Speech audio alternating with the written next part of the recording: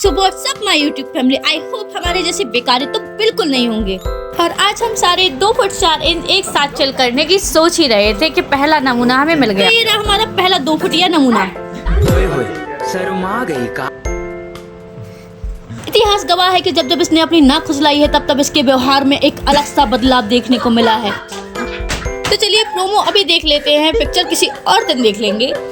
जैसे बच्चा गोद लिया हो वैसे मैंने टॉवेल को गोद लिया हुआ है और ये तुच्छ प्राणी इसका कारण जानना चाहते हैं। और दरअसल कारण ये है कि ये किसी की अमानत है जो मुझे वापस लौटानी है। यहाँ पर पहले तो मेरे आराम का पूरा इंतजाम कराया गया, मुझे आसन बिछाया गया, खिलाया पिलाया गया, सामने चलचित्र चलाया गया और अब मुझे खुद चलने को बोला जा रहा है। बहुत ही नाइंसाफी है क्योंकि अब मुझे इसमें मजा आने लगा था। हार के मैंने चलने ठीक समझा। कोई भी बात अगर बुरी लग जाए तो कह दो भटा है। हाँ। और अगर क्या बोलते हैं एक लड़का धोखा दे तो दूसरों लो पटा। भाई देखो मुझे तो खुद याद नहीं कि यहाँ पे मैंने कौन सा राग सुनाया था, लेकिन अगर आपको देख के समझ आ रहा हो तो कमेंट बॉक्स में बिल्कुल बता देना। और हम का रुख देखकर हम स्टेडियम के सीधे अंदर आ जाते हैं और यहाँ पे लोगों को वर्कआउट करता देख ही मुझे पसीने आने लग गए। भाई हमसे तो ना हो पाएगा। चलो यहाँ के लोगों से इंस्पायर्ड होकर मैंने भी थोड़ी सी मेहनत कर ही ली। फिर क्या वही हुआ जिसका डर था, अब मैं हो गई थी भाई इस फलटना तो मेरी नाक लाल करती। यहाँ की जनसंख्या में बढ़ोतरी देखकर मानस को ऐसा लगा कि शायद उसका बिजनेस यहाँ पर चल जाएगा, इसलिए उसने अपना बिजनेस यहाँ पर भी खोल लिया। और अब देखना ये है कि इस भिखारी को भीख यहाँ पर कौन देता है।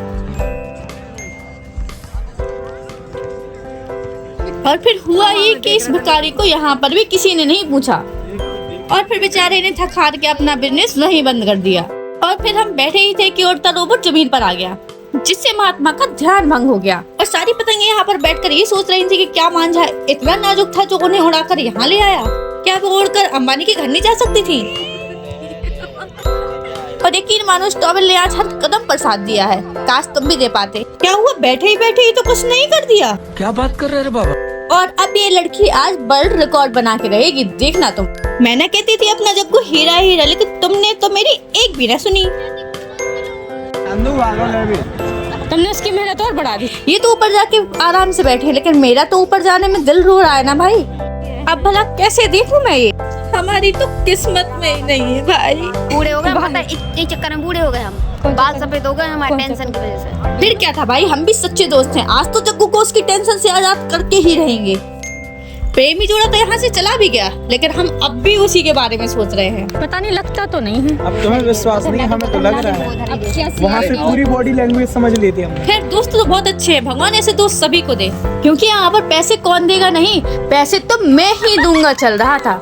और इसे बोलते हैं हैवी ड्राइवर, जिसकी गाड़ी बिना हाथ लगाए ही चलती है। और बस अब यही बोलूंगी कि देख कर ही मन भर लो, क्या ही खूबसूरत चेहरे हैं। तो चलिए मिलते हैं नेक्स्ट ब्लॉग में। और ब्लॉग में अगर गलतियां हुई हो तो सॉरी, अब कुछ नहीं किया जा सकता। So stay tuned, stay healthy, bye bye, take care.